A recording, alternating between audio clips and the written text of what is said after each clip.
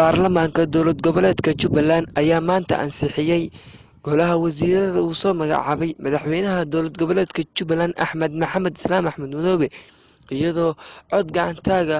ay xildhibaanadu ku ansixiyeen ugu horreyn waraaqda codsiga ee madaxweynuhu soo dhibtay waxaa ka hor akhriyay baarlamaanka xildhibaan Bashiir Maxamed Baahan warqad tixraac warqada xama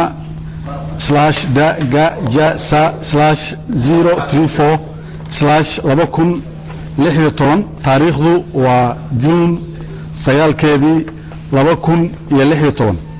ku guddoonka baarlamaanka dowlad goboleedka Jubbaland ujeedo codsi ansixin xubnaha golaha fulinta markuu arkay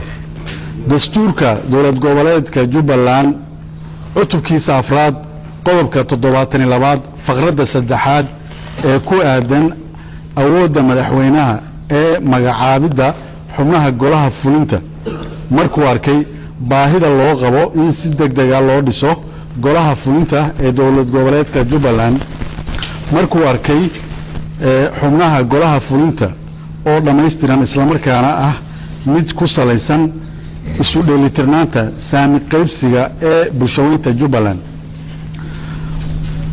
markuu magacaabay xubnaha golaha fulinta ee dhameystiran isla markaana ah mid ku salaysan isu dheelitirnaanta saami qaybsiga ee bulshooyinka Jubbaland markuu arkay baahida loo qabo in si degdeg ah u shaqagalaan xubnaha golaha fulinta ee dowlad goboleedka Jubbaland ee dhawaan la magacaabay madaxweynaha dowlad goboleedka Jubbaland mudane Axmed Maxamed Islaam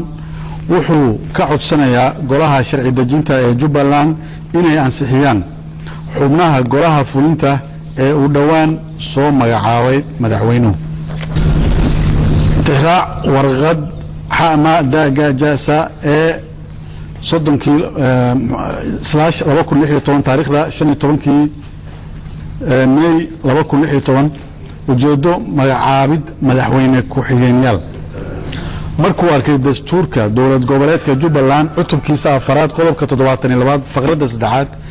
ee ku aadan awoodda madaxweynaha ee magacaabidda xubnaha golaha fulinta Jubbaland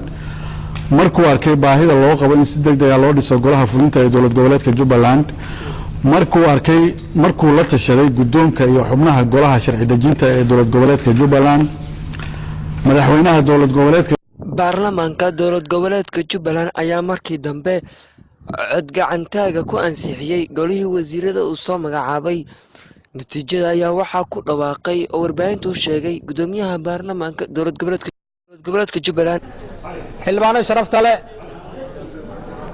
aad iyo aad baad u mahadsantihiin kooramkan wuxuu ahaa 53 waxay u odaysay haa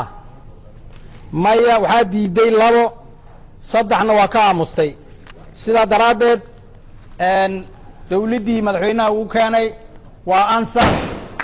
waa mahadsantihiin Qadar Cabdullaahi Abuukar Sanaag TV Kismaayo.